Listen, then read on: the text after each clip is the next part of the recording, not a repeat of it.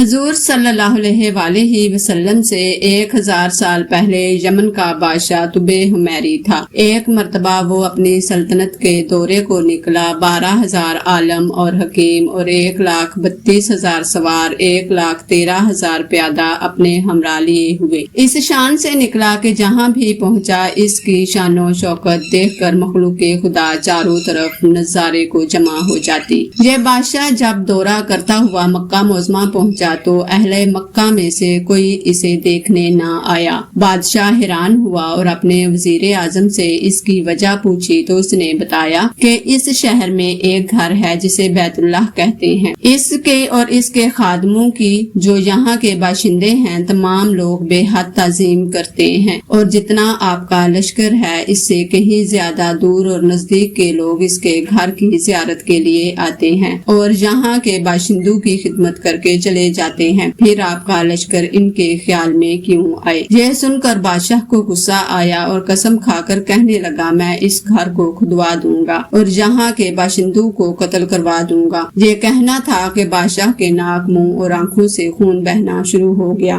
اور ایسا بدبودار مادہ بہنے لگا کہ اس کے پاس بیٹھنے کی بھی طاقت نہ رہی۔ اس مرض کا علاج کیا گیا مگر افاقہ نہ ہوا۔ شام کے وقت شاہی علماء میں سے ایک عالم ربانی تشریف لائے اور نبض دیکھ کر فرمایا مرض آسمانی ہے اور علاج زمین کا ہو رہا ہے۔ اے بادشاہ، آپ نے اگر کوئی بری نیت کی ہے تو فوراً اس سے توبہ کریں۔ بادشاہ نے دل ہی دل میں بیت اللہ شریف اور خدام کعبہ کے متعلق اپنے ارادے سے توبہ کی اور توبہ کرتے ہی اس کا خون اور مادہ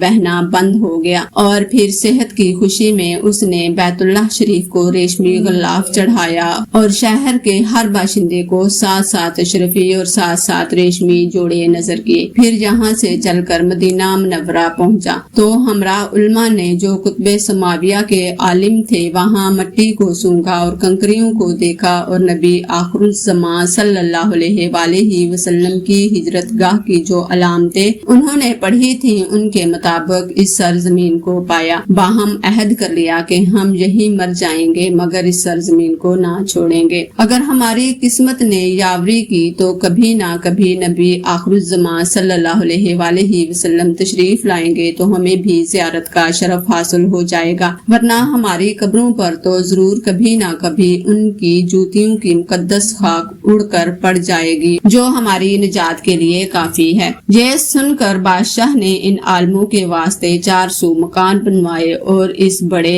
عالم ربانی کے مکان کے پاس حضور کی خاطر 1-2 منزلہ عمدہ مکان تعمیر کروایا اور وصیت کر دی کہ جب آپ صلی اللہ علیہ وآلہ وسلم تشریف لائیں تو یہ مکان آپ کی خدمت گاہ ہو، اور ان 400 علماء کی کافی مالی امداد بھی کی اور کہا کہ تم ہمیشہ یہیں رہو، اور پھر اس بڑے عالم ربانی کو ایک خط لکھ کر دے دیا اور کہا کہ میرا یہ خط اس آخر الزمان نبی صلی اللہ علیہ وآلہ وسلم کی خدمت اقدس میں پیش کر دینا، اور اگر زندگی بھر تمہیں حضور کی زیارت کا موقع نہ ملے تو اپنی اولاد کو وصیت کر دینا نسل بعد نسل میرا یہ خط محفوظ رکھیں حتیٰ کہ سرکار عبد قرار صلی اللہ علیہ وآلہ وسلم کی خدمت میں پیش کیا جائے۔ یہ کہہ کر بادشاہ وہاں سے چل دیا۔ وہ خط نبی کریم صلی اللہ علیہ وآلہ وسلم کی خدمت اقدس میں 1000 سال بعد پیش ہوا، جس میں لکھا تھا کم ترین مخلوق طب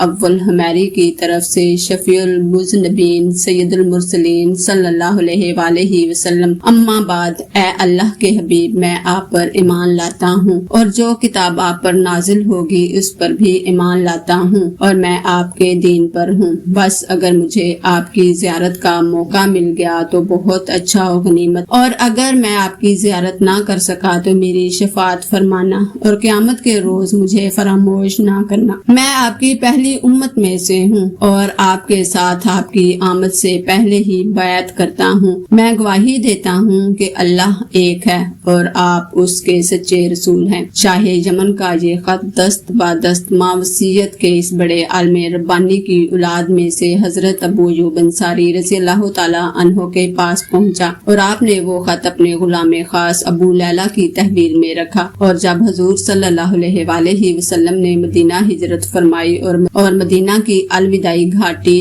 مسنیات کی گھاٹیوں سے آپ کی اونٹنی نمودار ہوئی اور مدینہ کے خوش نصیب لوگ محبوب خدا کا استقبال کرنے کو جوک در جوک آ رہے تھے، اور کوئی اپنے مکان کو سجا رہا تھا تو کوئی گلیوں کو اور سڑکوں کو صاف کر رہا تھا اور کوئی دعوت کا انتظام کر رہا تھا، اور سب یہی اصرار کر رہے تھے کہ حضور صلی اللہ علیہ وآلہ وسلم میرے گھر تشریف لائیں۔ اور حضور صلی اللہ علیہ وآلہ وسلم نے فرمایا کہ میری اونٹنی کی نکیل چھوڑ دو، جس گھر میں یہ ٹھہرے گی اور بیٹھ جائے گی وہی میری قیام گاہ ہوگی۔ چنانچہ جو 2 شاہ یمن طبع حمیری نے حضور کی خاطر بنوایا تھا وہ اس وقت حضرت ابو ایوب انصاری رضی اللہ تعالیٰ عنہ کی تحویل میں تھا۔ اسی میں حضور صلی اللہ علیہ وآلہ وسلم کی اونٹنی جا کر ٹھہر گئی، اور لوگوں نے ابو لیلہ کو بھیجا کہ جاؤ حضور کو شاہ یمن طبع حمیری کا خط دے آؤ۔ جب ابو لیلہ حاضر ہوا تو حضور نے اسے دیکھتے ہی فرمایا تو ابو لیلہ ہے۔ یہ سن کر ابو لیلہ حیران ہو گیا۔ حضور نے فرمایا میں محمد رسول اللہ ہوں، شاہ یمن کا جو خط تمہارے پاس ہے لاؤ مجھے دو۔ چنانچہ ابو لیلہ نے وہ خط دیا اور حضور نے پڑھ کر فرمایا صالح بھائی طبع کو آفرین اور شاباش، سبحان اللہ۔